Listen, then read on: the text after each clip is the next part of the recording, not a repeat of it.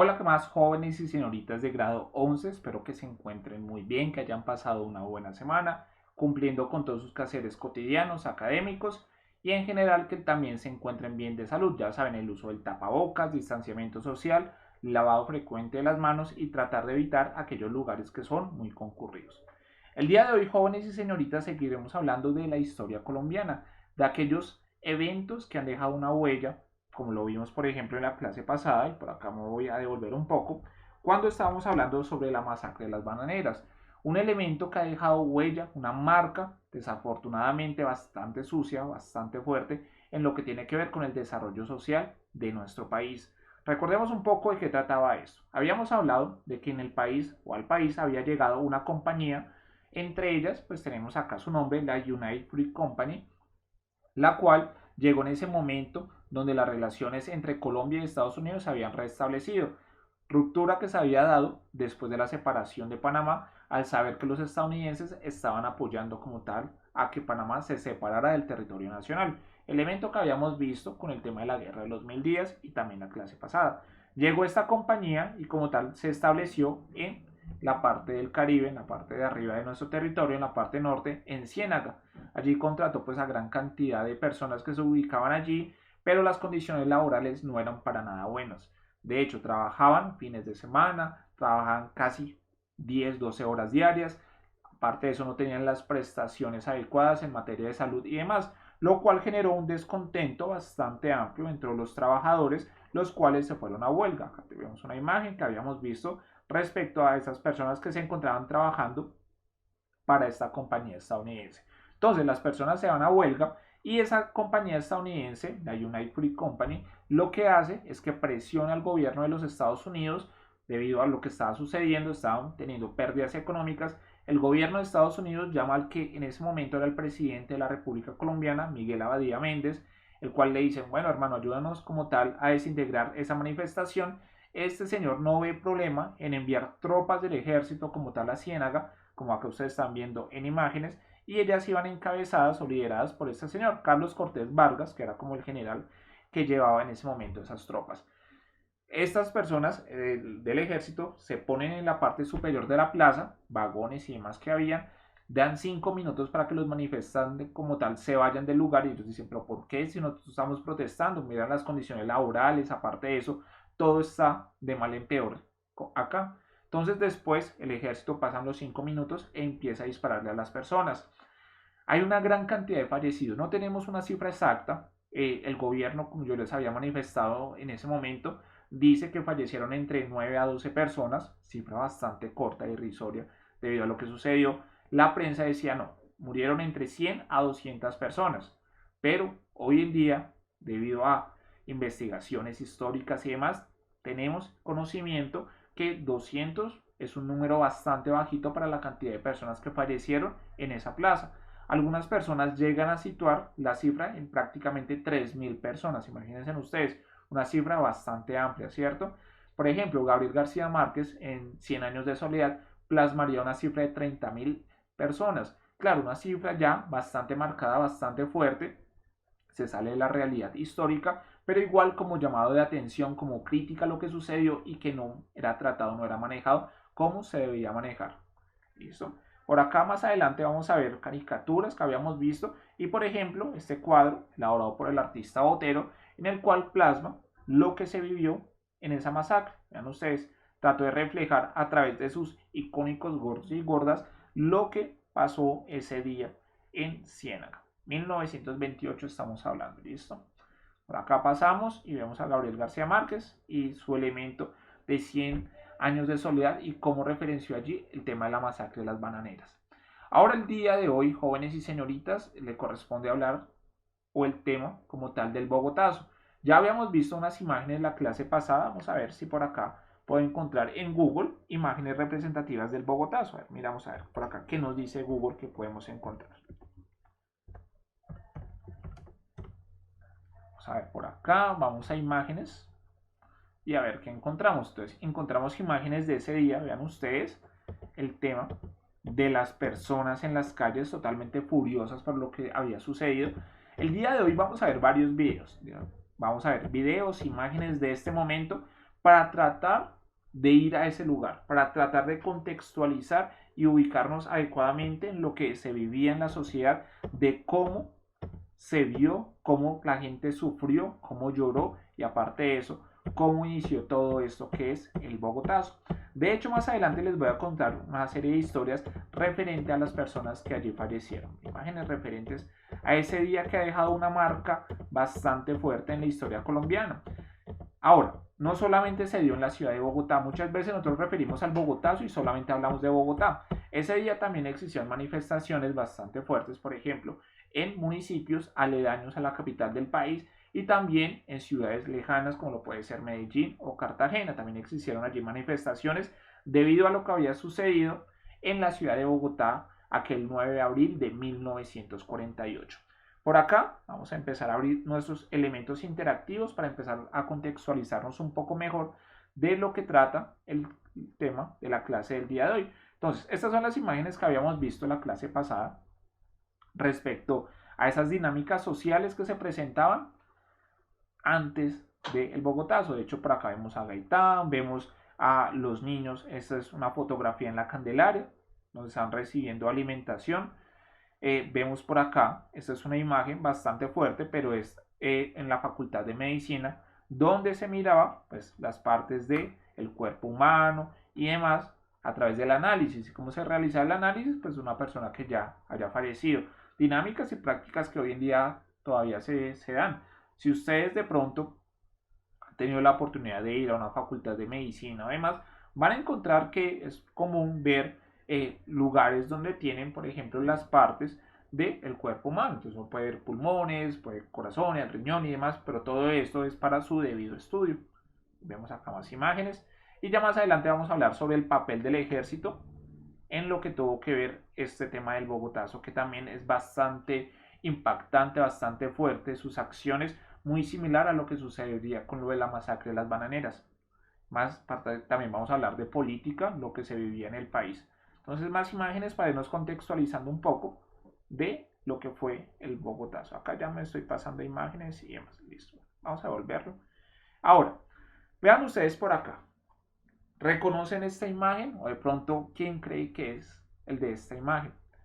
Este personaje de acá es el señor Gaitán. De hecho, voy a buscar por acá primero una foto para que ustedes puedan ver por qué esa imagen se las estoy mostrando.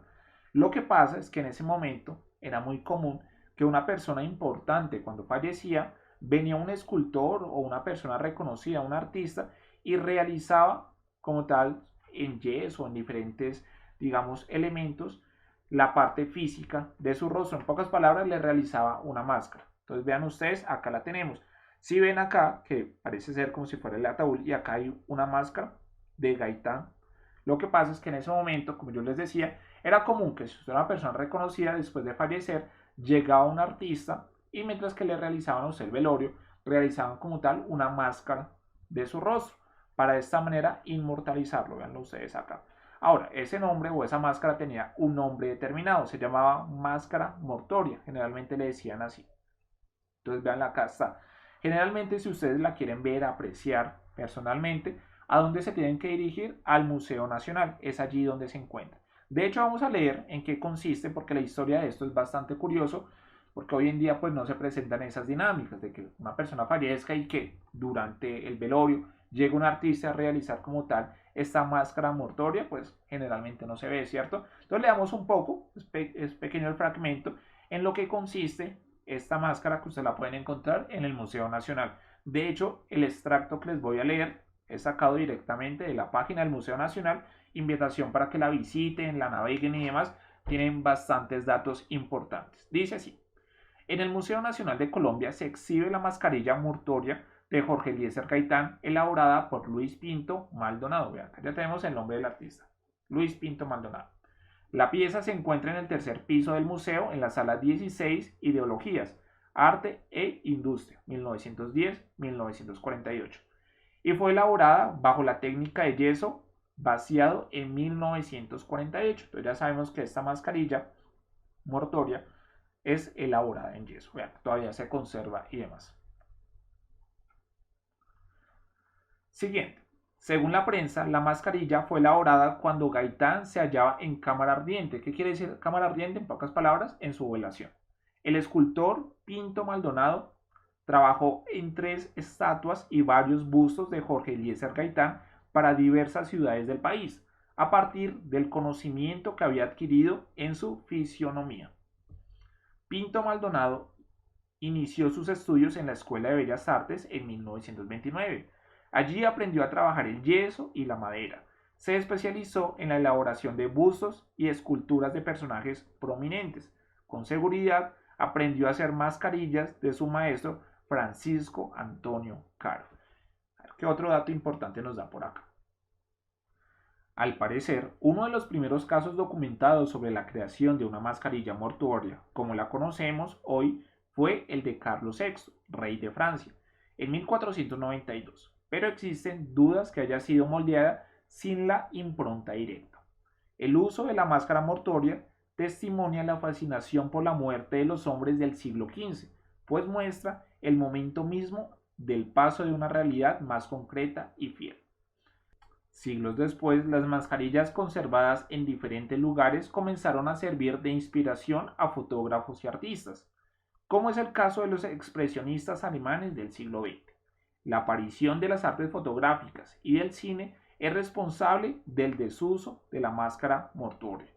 Ahora acá la pregunta, ¿será que a ustedes les gustaría, por ejemplo, si alguien que ustedes conocen fallece, o si es el caso de ustedes en algún momento de su vida, que les realizaran una mascarilla como esta? Bueno, sería bastante raro que durante el velorio de un ser querido lleguen como tal un artista a realizarle una mascarilla de cómo quedó su rostro en ese paso entre la vida y la muerte, ¿cierto? Pero bueno, elementos que se utilizaban mucho, acá como lo podemos definir, generalmente desde el siglo VI en adelante, y esto era para plasmar, para dejar para la historia la expresión y el adecuado rostro de estos personajes. Claro, con el tema de la fotografía, con el tema del cine, esto ya no se usaría. De hecho, hoy en día es muy raro uno encontrar que se realice esta práctica en algún lugar del mundo. Bueno, ahora, como yo les había dicho, el día de hoy sí que vamos a ver varios videos. ¿Por qué? Porque son muestras también artísticas de todo lo que se ha investigado, de todo lo que se ha preparado en torno al Bogotazo. Cada uno tiene unas diferentes dinámicas. Por ejemplo, vamos a ver un video más adelante en el cual a través de las fotografías ir visitando aquellos espacios que tuvieron como el mayor auge del Bogotazo, o sea, aquellas edificaciones destruidas y demás, tratan de recrear la historia. Además, es muy importante, y eso sí, les pongo que pongan mucha atención, para que traten de escuchar adecuadamente los audios que allí nos van a dar. ¿Por qué? Porque como lo vamos a ver más adelante, el papel de la radio va a ser fundamental. Después de la muerte de Gaitán, un par de liberales se van a tomar la Radio Nacional y van a dar una serie de mensajes a través de este medio de comunicación. En ese momento, el más popular y el más utilizado a nivel Colombia. Todavía no estamos hablando de televisión ni de nada de eso, sino era la radio el principal. Entonces, en este caso, ustedes van a escuchar esa serie de audios bastante importantes donde le hacen un llamado prácticamente a las personas, a la comunidad, de que salga a las calles a manifestarse. Pero ojo acá, vean ustedes muy bien el significado de esas palabras, hasta qué punto también incitan a la violencia en las calles, ¿listo? De eso también es muy importante analizarlo, el papel de los medios de comunicación en cada uno de estos procesos históricos. Entonces veamos el primer video y ya retomamos para ver los otros. Yo soy un pueblo que me sigue, porque se sigue a sí mismo cuando me sigue a mí, pero interpretado.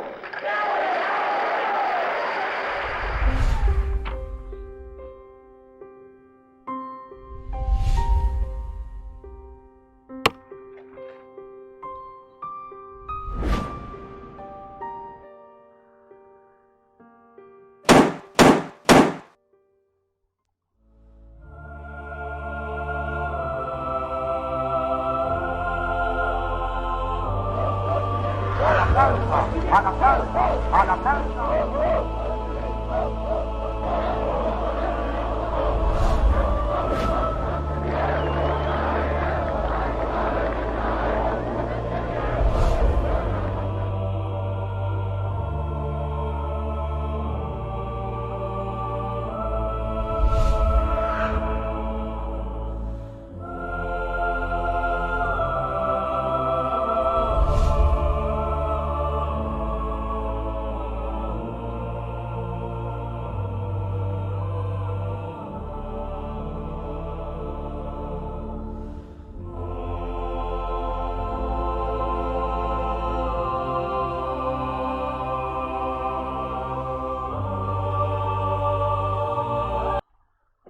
primero de ellos nos hace un contexto histórico de lo que sucedió, nos da algunas fechas, entre ellas pues, hay que destacar 1948, un 9 de abril. En este caso es importante, jóvenes y señoritas, que ustedes destaquen que no solamente es en este día donde se desarrolla todo este tema del Bogotazo.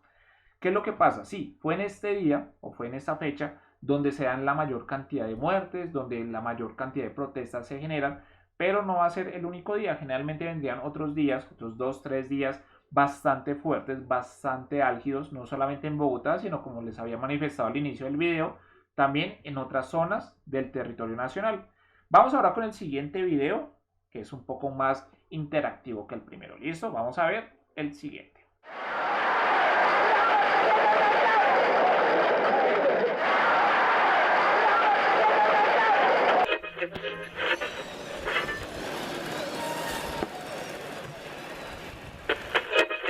9 de abril de 1948, al abril de 1948, entre las 6, 14 y 15, fue asesinado por un policía conservador, el doctor Jorge Eliezer Gaitán, por órdenes del Partido Conservador.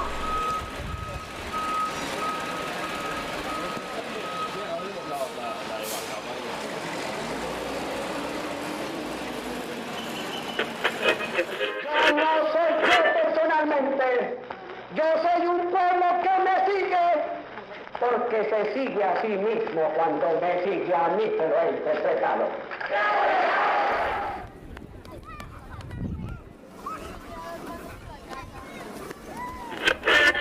Cuatro balazos por la espalda le dio el policía conservador mandado por el gobierno conservador y asesinó a la 1:30 al salir de su oficina el doctor Jorge Eliezer Gaitán, situada en las calles 14 y 15 con carrera séptima.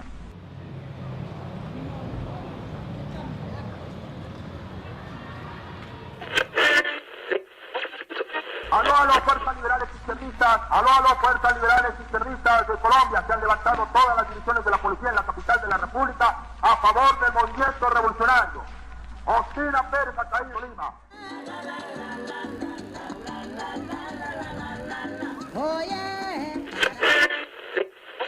Por motivo de la irreparable desaparición del más ilustre hombre de Colombia, doctor Jorge Eliezer Gaitán, debe desencadenarse una revolución sin par en la historia del país.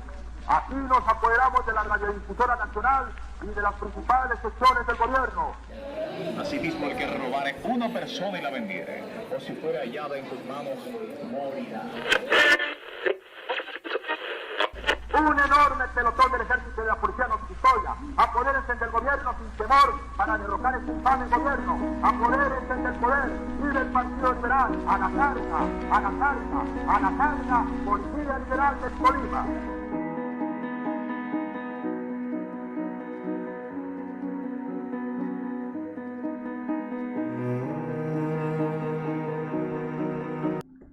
Ese era el video que yo les manifestaba, me pareció bastante bueno, interesante, digamos, cómo tratan de representar en aquellos lugares donde se dieron esos hechos, a través de fotografías, contar la historia. Digamos, es una obra de arte prácticamente lo que acabamos de ver, bastante bueno, en lo que tiene que ver con la parte fotográfica, también con la parte de contenido, bastante interesante.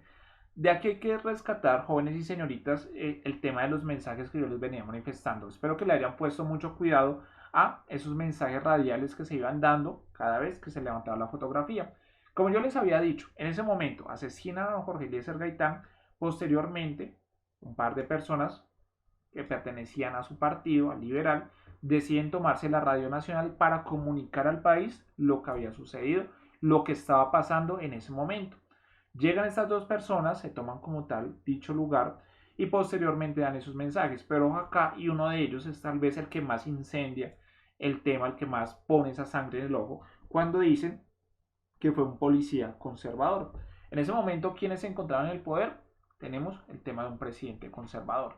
Entonces uno puede analizar que ya a través de los mensajes, pues la gente, pues por supuesto se va enfureciendo cada vez más y más, pero dan esta afirmación sin tenerla comprobada. Ya posteriormente hablaremos un poco del asesino, son varios elementos que tenemos, hasta elementos conspirativos han salido sobre la vida de este personaje, sobre Juan Roa Sierra, pero ya más adelante llegaremos a la hora de hablar de este individuo que fue el que asesinaría a Jorge Eliezer Gaitán. Pero en ese momento, como tal, durante los mensajes que se daban en la radio nacional, se le atribuía que ya era un policía conservador, claro, sin estar como tal todavía eso comprobado, identificado y demás, lo cual generó como tal una serie de inconformidades hacia ese gobierno, una serie de comportamientos de la sociedad de querer destruir todo lo que tuviera que ver con el gobierno, ya que a través de esos mensajes, pues por supuesto la gente terminó totalmente iracunda. Por eso es muy importante, jóvenes y señoritas, que si ustedes de pronto deciden dedicar su vida al mundo de la comunicación, entonces no, que yo quiero estudiar, no sé, comunicación social o alguna carrera similar donde tengan que estar transmitiendo una información a un grupo amplio de personas, ojo acá con las palabras que van a utilizar. Ven ustedes que palabras y afirmaciones que no han sido comprobadas pueden causar un gran impacto, ¿listo? Ahora vamos con el siguiente video, tercer video, son 4 de esta parte, para poder seguir referenciando aquel suceso del Bogotazo. Por motivo de la irreparable desaparición del más ilustre hombre de Colombia, doctor Jorge Eliezer Gaitán, firmemente debe desencadenarse una revolución sin par en la historia del país. Aquí nos apoderamos de la radiodifusora nacional y de las principales secciones del gobierno. Un enorme pelotón del ejército y de la policía nos custodia. Apodérense del gobierno sin temor para derrocar este infame gobierno. A la carga, a la carga. Señal Memoria, imágenes y sonidos para la historia. Creo que ya les había recomendado este Señal Memoria, bastante bueno. Recuerden, si ustedes desean ingresar en YouTube, buscan el canal y se pueden suscribir y de esta manera tienen acceso a todos esos videos que son bastante interesantes para la historia y conocimiento de nuestro país. Ahora vamos con el último video para acabar de redondear esta idea y posteriormente venimos, por ejemplo, a hablar de cifras y hablar de ese contexto histórico, porque tenemos que hablar de años anteriores para poder conocer bien qué fue lo que sucedió en el Bogotazo. Entonces vamos con el último video para poder pasar de tema. RTBC, sentimos a Colombia. El 9 de abril de 1948, Gaitán es asesinado en la carrera séptima, en el centro de Bogotá, cuando sale de su oficina del brazo de Plinio Mendoza Neira, quien narró el acontecimiento. El supuesto asesino, Juan Roa Sierra, es capturado por el dragoneante Carlos Alberto Jiménez. Excitado y jadeante, no habla. De los cafés comienza a salir gente. Se oyen los primeros gritos, los primeros clamores de venganza. Juan Roa Sierra es golpeado brutalmente hasta la muerte. Sin vida y casi desnudo, comienza a ser arrastrado por la carrera séptima de la iglesia de San Francisco hacia el sur. Transfigurados por la ira, los más exaltados golpean el cadáver con llanto colérico y pasión de venganza. La turba anónima arrastra el cuerpo hacia la calle 14 y semidesnudo es llevado frente a la puerta del Palacio Presidencial, donde permanece 20 horas tapar. El pueblo pierde la razón. Estimula su locura a un grupo revolucionario que se apodera de las radiodifusoras e imparte órdenes de asaltos. Los barrios se lanzan sobre el centro de Bogotá. Se forma una gigantesca manifestación que cubre la carrera séptima y avanza hacia el Palacio Presidencial. Cuando la multitud se asoma a la Plaza de Bolívar, se da la información de que se aproxima un tanque amigo. Eran varios con banderas rojas. Era la ilusión que siempre alimentaron las masas liberales. Aplauden que el ejército esté con la protesta, le abren campo a los tanques y rompen en vivas. Detrás de ellos se lanzan las multitudes convencidas de que van a tomarse el Palacio Presidencial. Cuando avanza el primer tanque, gira su torreta y dispara ráfagas de ametralladora contra los manifestantes. Viene la dispersión, la confusión, la desmoralización, los muertos y la desbandada. Todo el mundo corre. Las muchedumbres se lanzan contra todo lo que tenga carácter oficial y viene la quema de los edificios y los tranvías. Los manifestantes vociferan. ¿Dónde está el Partido Liberal en estos momentos? ¿Dónde están los jefes? La famosa consigna de Jorge Eliezer Gaitán. Yo no soy un hombre, sino un pueblo. No pasa de ser una frase. Gaitán no era un pueblo, era un hombre. Las horas corren a favor del gobierno, que espera tropas leales de Tunja, las que finalmente llegan controlando el Bogotazo. El país es un polvorín. Se inician revueltas en los pueblos y ciudades. Se conforman grupos alzados en armas de campesinos liberales en pueblos y veredas para defenderse. Se agudiza la violencia de los años 50, que en 7 años deja 300.000 muertos. RTBC. Sentimos a Colombia. Ahora, para poder explicar adecuadamente el Bogotazo, ya tenemos como tal una representación gráfica, hemos visto imágenes, ya más o menos sabemos en qué trató, pero hay que mirar la parte histórica y posteriormente vamos a mirar ese momento a momento del día. Entonces, el momento a momento del 9 de abril de 1948 para poder conocer adecuadamente qué fue lo que sucedió. Entonces, empecemos inicialmente con la parte histórica. Tenemos y nos tenemos que remitir al año de 1945, 3 años atrás.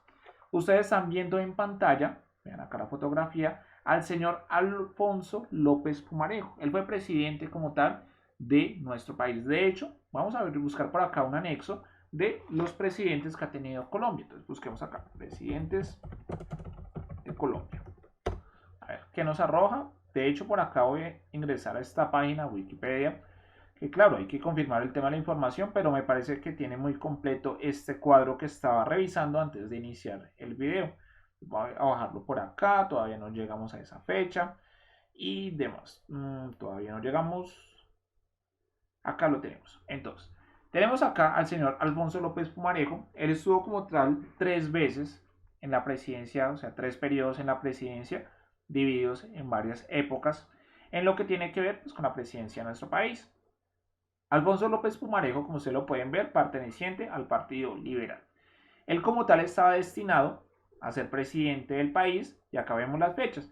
Llegó y se posicionó en el 44, pero saldría en el 45. Y uno dice, pero ¿qué pasó en el 45? ¿Por qué salió? Lo que pasa es que no fue como tal, dicen los libros de historia, el mejor presidente. Tuvo una serie de errores que se los cobraron bastante fuertes y como tal, debido a las acciones que había cometido cuando estaba pues como presidente, que no habían sido muy favorables al tema del país, salió como tal del poder. En pocas palabras, lo sacaron. Entonces, había tenido unas malas decisiones, como que no era el más idóneo en ese momento, y decidieron como tal sacarlo de la presidencia. Entonces por eso decimos que él no alcanzó a terminar su mandato sino hasta el año de 1945.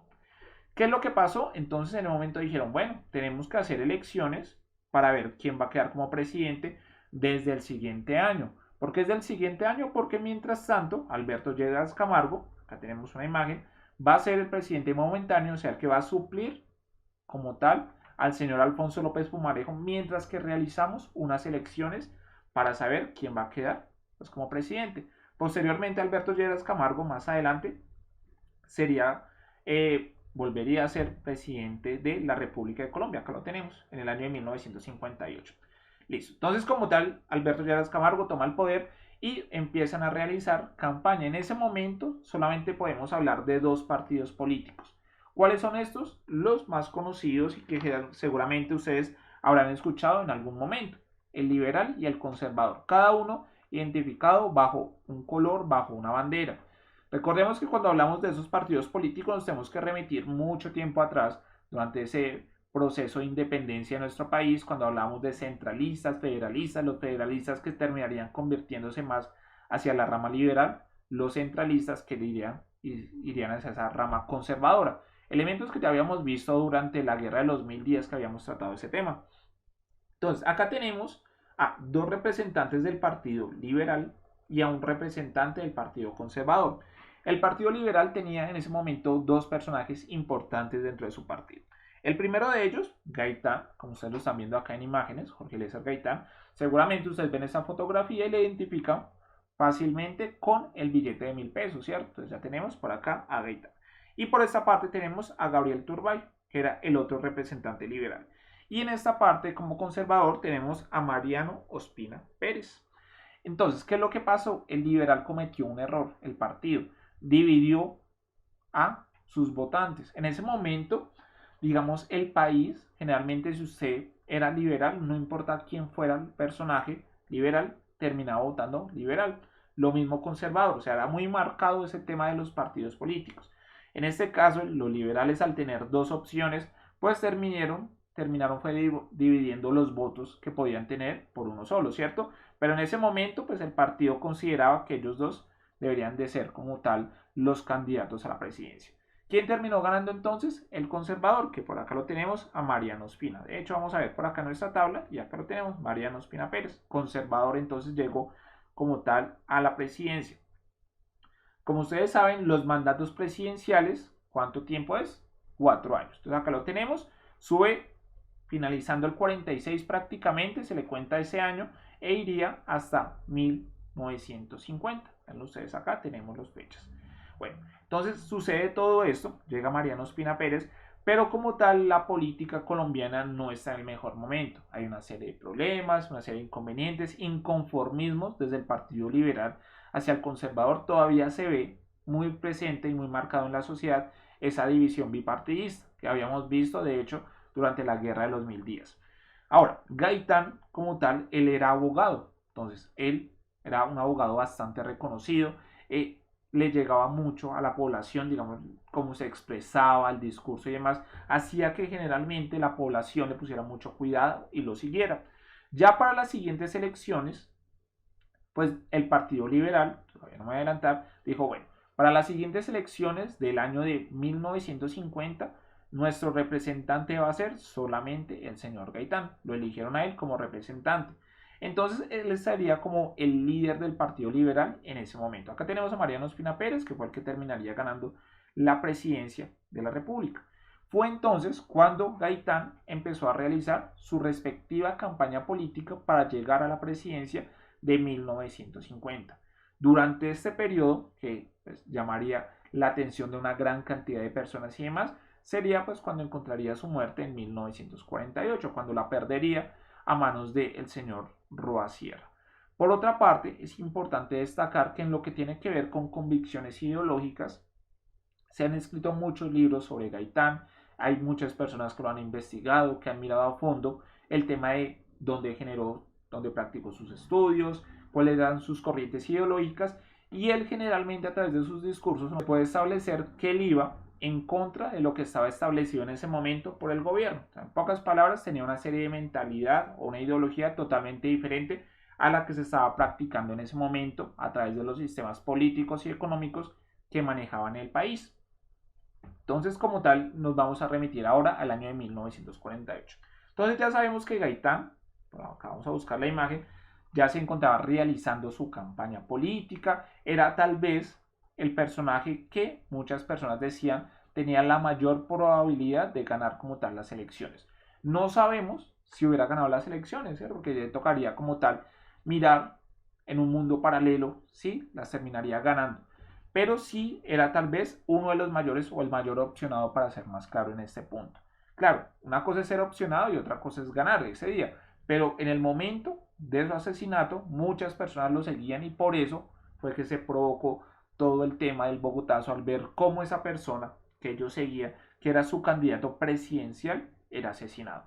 Muchos investigadores, conocedores o hasta también personas del momento referenciaban que el asesinato de Gaitán fue algo totalmente planeado desde las toldas conservadoras, pero es algo que no se pudo comprobar, no es algo que esté documentado, que haya documentación o que haya de pronto un testimonio, no, generalmente quedó dentro de la mentalidad de las personas que lo que buscaba el partido contrario era asesinar a este personaje para que no subiera al poder y se produciera una serie de cambios. Pero como lo vamos a ver con el asesino Juan Roa Sierra, podemos tal vez establecer que no tenía ningún vínculo con ningún partido político. Algunos investigadores dicen, no, lo que pasa es que el personaje que asesinó a Gaitán tenía sus problemas psicológicos. De hecho, lo vamos a buscar de una vez acá para hablar ya de una vez de Roa Sierra, ya que estamos tratando ese tema.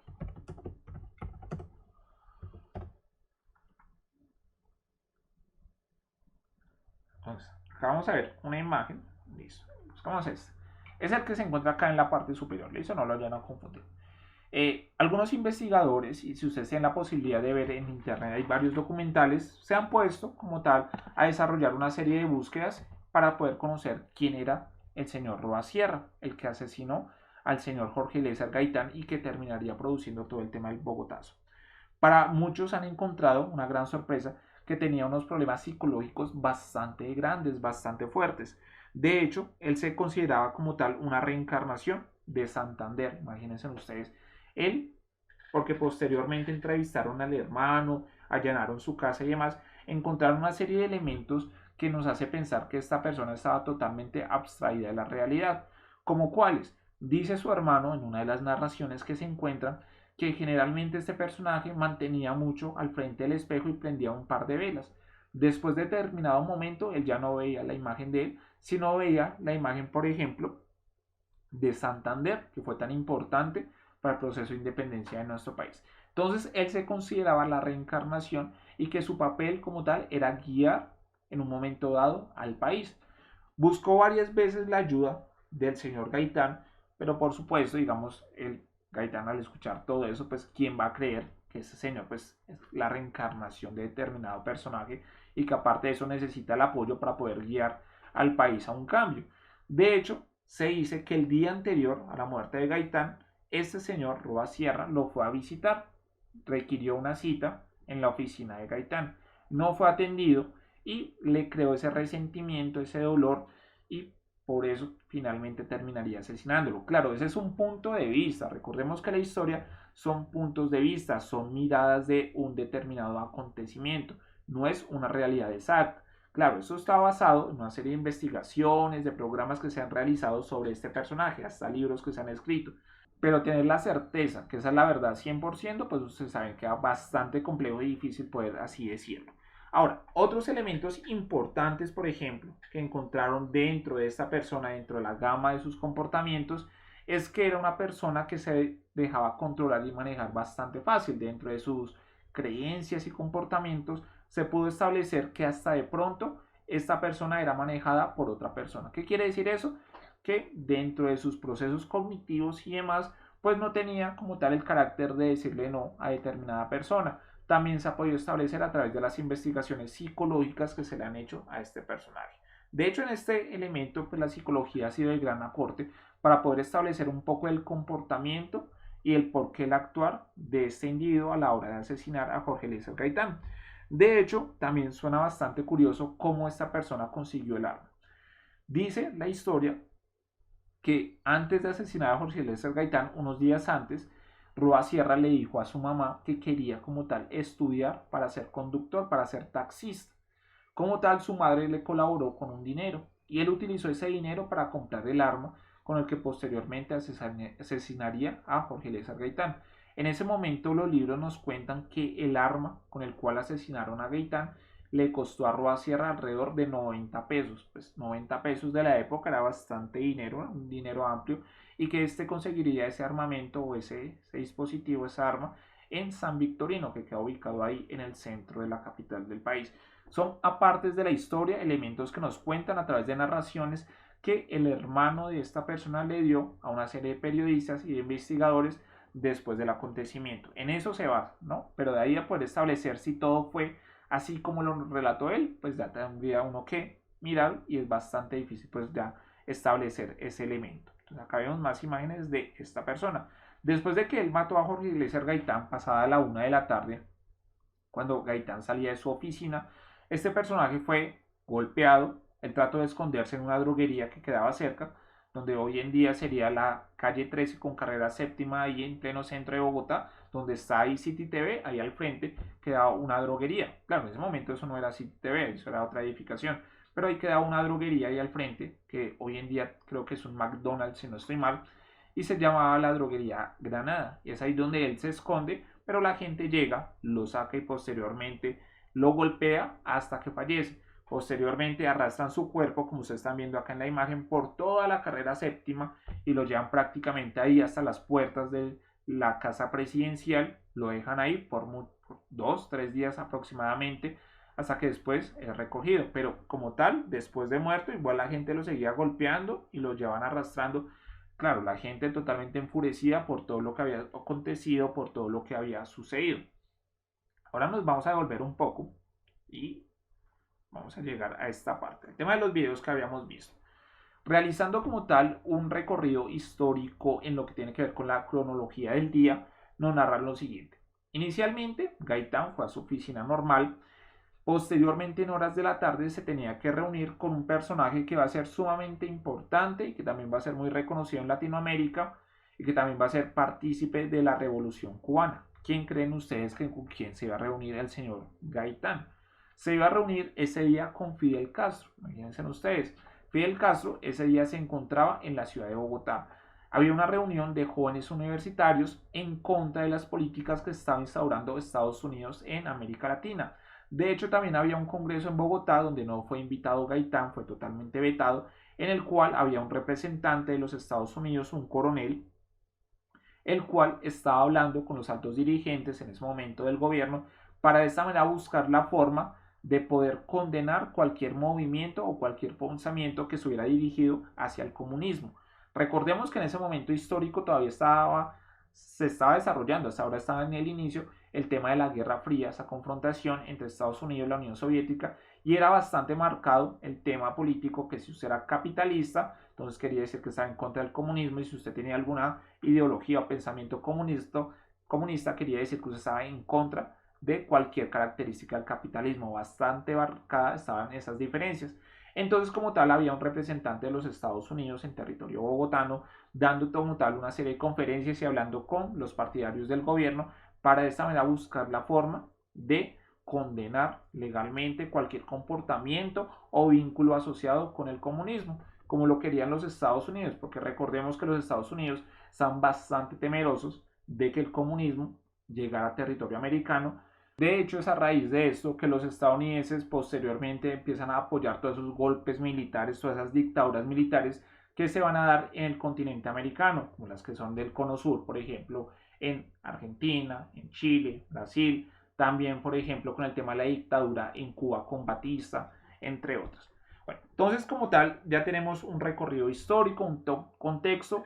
Gaitán va a su oficina posteriormente, cuando sale y se está dirigiendo como tal a ese almuerzo que tenía programado con Fidel Castro, es asesinado por Roa Sierra, y es allí donde se desata toda la violencia que nosotros pudimos apreciar en los videos. Entonces, inicialmente, dos personajes del Partido Liberal se toman la radio nacional, empiezan a decir todo lo que pasó, y aparte de eso, de hacer el llamado a la gente que salga a las calles a protestar, a pelear por la muerte del señor Gaitán. Pero vean que los mensajes son bastante marcados, y por eso yo les decía, es muy importante, si ustedes van a estudiar algo relacionado con la comunicación hacia las masas, midan muy bien sus palabras, porque pueden generar una serie de odios que no sabemos en qué terminan.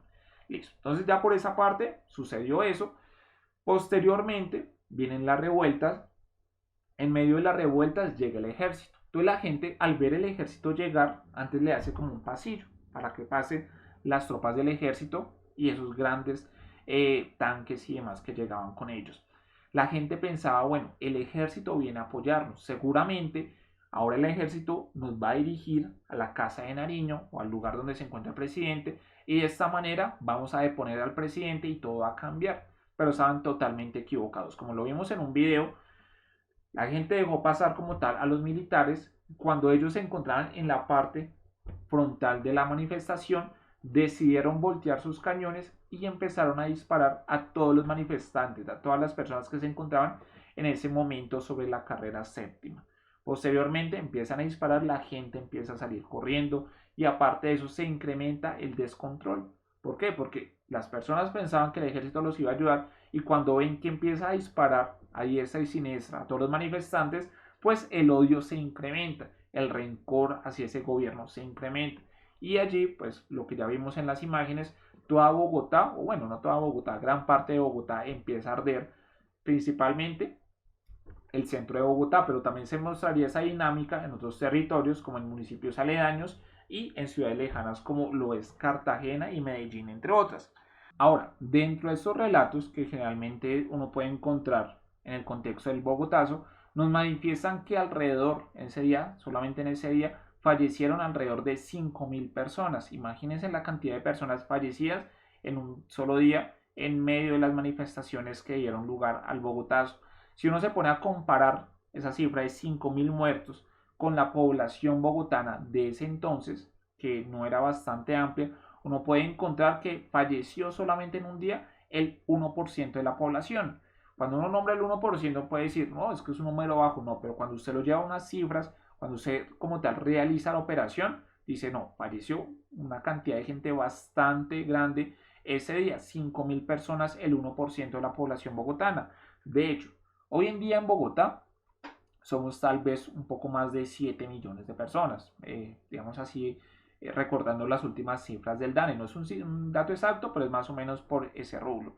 Y si sucediera algo similar y falleciera el 1% de la población el día de hoy, tendríamos que hablar de 450.000 muertos aproximadamente, más o menos referenciándolo en datos estadísticos y demás. Entonces vean ustedes que el 1% sí es una cifra bastante amplia de población que falleció en ese día. Un día yo tuve la posibilidad de leer en un libro de historia varias crónicas referentes al Bogotazo y de hecho pude establecer, o uno puede encontrar, que generalmente las personas, digamos, que fallecieron ese día, muchas de ellas pues estaban en medio de las manifestaciones, pertenecían a algún partido político, entonces era común que si mi vecino era conservador, yo en medio del cólera y demás, si es que era liberal, iba, lo buscaba y posteriormente de un machetazo lo asesinaba o de alguna manera lo asesinaba. Fue bastante marcada. Varias personas que se encontraban en sus hogares fueron sacadas de allí solamente por su convicción o ideología política y posteriormente asesinadas. Pero dentro de este libro, dentro de estos relatos que les manifiesto, se ha podido encontrar que no todas las personas que fallecieron ese día tenían alguna relación con algún partido político. Hay el caso, por ejemplo, de una señora, y es bastante curiosa esa historia, que se había enterado un par de días atrás que su esposo le estaba siendo infiel. Entonces la señora no le había dicho nada, estaba como tal callada, pero pues igual la rabia y todo estaba dentro de ella. Cuenta esta narración que su esposo, en medio del Bogotazo, cuando se enteró de la noticia, liberal él, pues dijo, no, voy a ir como tal al centro de la ciudad, vivían cerca del centro de la ciudad, pero se iba a dirigir a esta zona para poder apoyar esas manifestaciones. Como tal, el señor se subió a su vehículo y la señora, antes de que el señor arrancara, le dio un machetazo y lo mató. Posteriormente, cuando recogieron ese cadáver, pues por el machetazo, por todo el tema que se estaba viviendo en la capital del país, se pensó que él también había sido una víctima como tal de ese caos que se estaba viviendo en la capital del país. Y así como ese hay varios casos, bueno, no todos relacionados con el tema de la infidelidad, pero sí hay varios casos de personas que no tenían nada que ver, sino que en ese día, por cosas de la vida, se encontraban en el centro de Bogotá, se encontraban realizando alguna diligencia cercana y cuando venían en la turba no preguntaban nada, seguían de pronto tal vez por un color de corbata o algo por el estilo y empezaban como tal a arrasar lo que había por ahí. Entonces en este caso uno puede ver que muchas personas fallecieron y no necesariamente tenían que estar involucradas en esa pelea política que había entre liberales y conservadores. Muchas personas van a ser como tal llevadas y en vez de darles un entierro, lo que hacen es que las botan a fosas comunes porque no se saben quiénes son. En ese momento pues no tenemos las herramientas que hoy en día para poder identificar un cuerpo y demás, sino que no se conocía nada y como tal lo llevan a la fosa común. Posteriormente, muchas personas buscando a sus seres queridos iban a esas comisarías a preguntar por ellos y cuando no los encontraban, pues seguramente les daban las respuestas que sus seres queridos ya se encontraban como tal en una fosa común. Entonces acá vemos otra cifra, algunas personas hablan de 3.000, pero datos estadísticos llegan a aproximarse prácticamente a 5.000 muertos. Vean ustedes la fila de cadáveres prácticamente que se llegaron a tener en el cementerio central de la ciudad de Bogotá. Una cantidad bastante amplia de personas que fallecieron ese día, que como yo les decía, no necesariamente tenían que pertenecer a un partido político, sino que por cosas de la vida se encontraban en ese entorno. Ahora para finalizar, jóvenes y señoritas, después de este recorrido de contar aquellos elementos importantes del Bogotazo, bueno, casi todo se me pasa, ¿qué pasó a futuro con este tema? ¿Qué implicaciones tuvo en nuestro país? Más adelante se van a formar grupos armados ilegales, entonces grupos guerrilleros, generalmente conformados por personas que no se sentían identificadas con el sistema político y económico del país, inconformes por todo lo que sucedía. Entonces la guerra generalmente en el campo colombiano se va a incrementar bastante después del Bogotazo. Eso tal vez va a ser una de las mayores consecuencias que va a dejar el Bogotazo en un futuro, la formación de grupos guerrilleros y toda esta violencia que se viene viviendo en el país y como lo hemos podido interpretar en la clase, no es reciente, no es de 50 años, no es de hace 60 años, nos tenemos que remitir prácticamente a los procesos de independencia cuando existía esa lucha entre federalistas y centralistas por el poder. Entonces, jóvenes y señoritas, veamos el video y ya con eso finalizamos.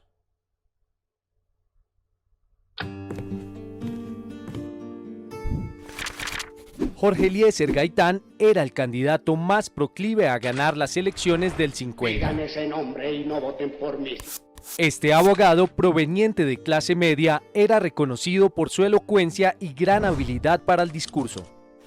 Su asesinato lo convirtió en un símbolo social. Yo soy un pueblo que me sigue.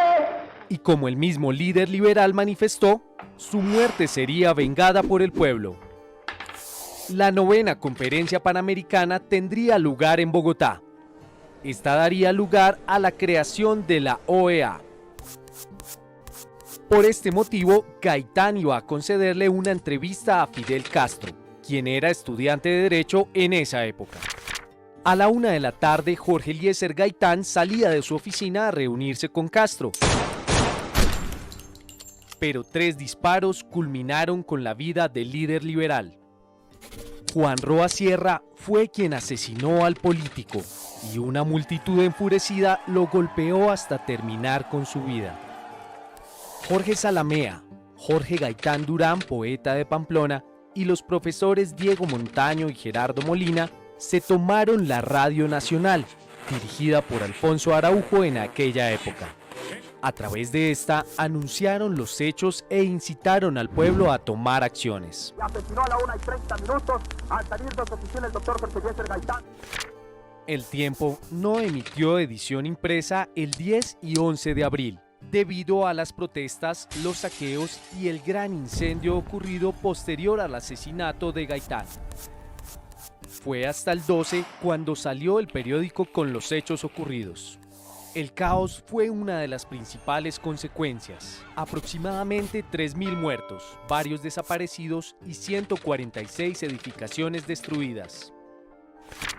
Este hecho agravó los tintes de violencia que se venían presentando en Colombia y marcó una división bipartidaria en el país, considerada como antecedente de los posteriores años de conflicto armado. Somos más fuertes que la violencia.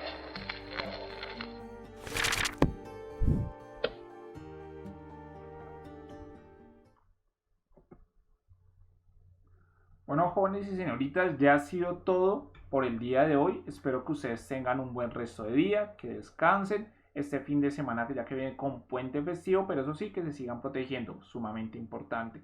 Cualquier duda, pregunta que tengan de este tema o de otros temas relacionados con su proceso académico, pues los puedes depositar ahí en los comentarios de YouTube y posteriormente, apenas los lea, trato de darles respuesta lo más pronto posible. Les deseo un buen resto de día, que la pasen muy bien. Ya nos veremos el día jueves para seguir con este proceso histórico de los acontecimientos más importantes de nuestra nación. Hasta la próxima y que acaben de pasar un buen resto de día. Chao.